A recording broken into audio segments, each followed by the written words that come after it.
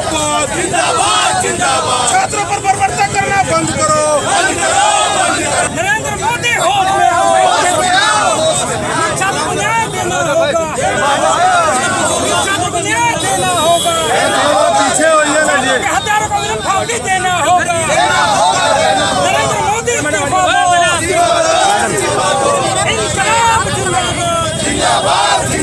देश में आज हर गली कूचों में एक ही आवाज है, वो है लाठी और डंडों की और गोलियों की सरकार।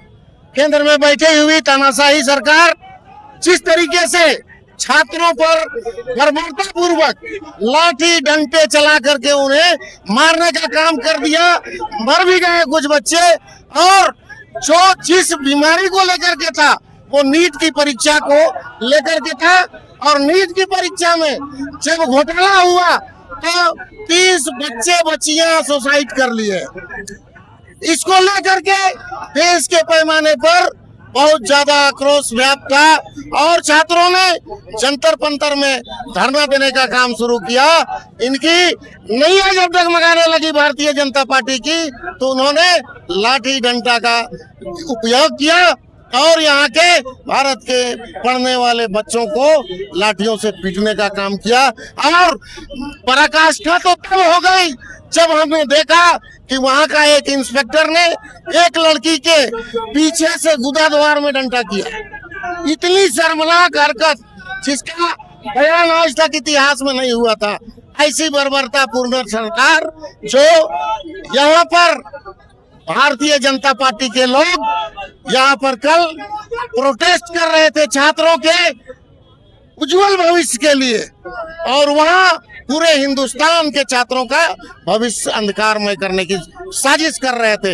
हमने या जो भी हो जिन्होंने भी है वो एक ही मांग किया है कि किसी भी तरीके से यहाँ पर लाठी गोली की सरकार, पहले तो धर्मेंद्र प्रधान का इस्तीफा मांगा जा रहा था, अब हम यहाँ के प्रधानमंत्री का इस्तीफा मांग रहे हैं। और इसी प्रयोजन को लेकर के झारखंड मुक्ति मोर्चा, रांची जिला समिति, यहाँ महानगर समिति, प्रखंड समिति के लोग मिल करके आज केंद्र सरकार का पुतला दहन करने का काम किया है।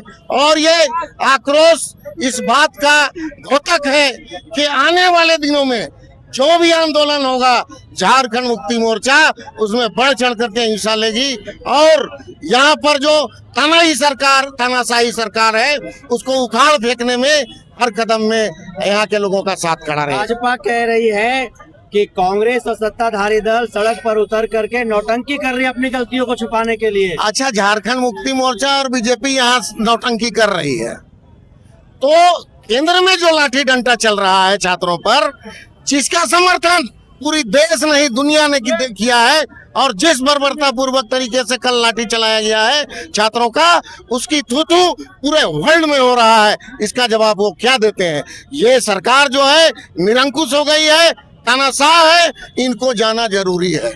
दिल्ली में जो लोग सड़क पर हैं वो छात्र नहीं है, वो जिहादी हैं, टुकड़े टुकड़े गैंग के लोग हैं, वो अफगानिस्तानी है, पाकिस्तानी है। देखिए, पाकिस्तानी अफगानी कहने का तो इनका नियत जो है ना वो सब कुछ समझ में आ रहा है। आज हमको एक बात बता दीजिए कि ये तो रांची है, रांची में लोगों में आक्रोश व्याप्त है, रोजाना कुछ ना कुछ छात्र कर रहे हैं उसके खिलाफ।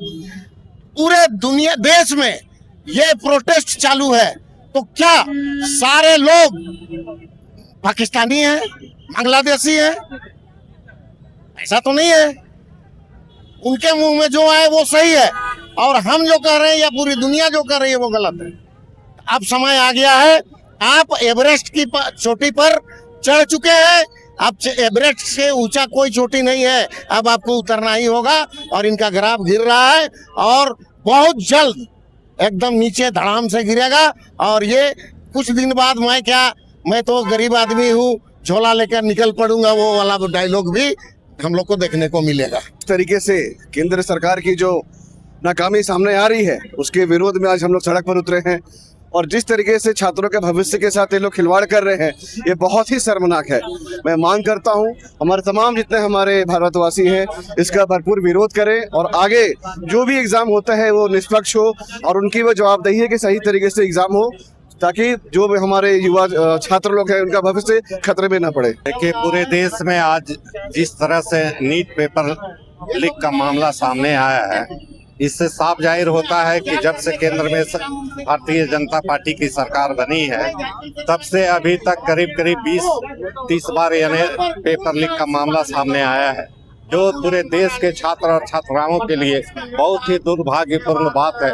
और इससे भी कहीं दुर्भाग्यपूर्ण बात यह है कि पूरे देश के लोग जंतर मंतर दिल्ली में छात्राओं के द्वारा में जो नीट पेपर लीक मामले पर शांतिपूर्वक आंदोलन कर रहे थे, और जिस तरह से दिल्ली पुलिस उन छात्र छात्राओं पर दुर्व्यवहार किया, लाठीचार्ज किया, कई का जान भी गया, ये आने वाले दिनों के लिए पूरे देश के लिए बहुत ही दुर्भाग्यपूर्ण बात है।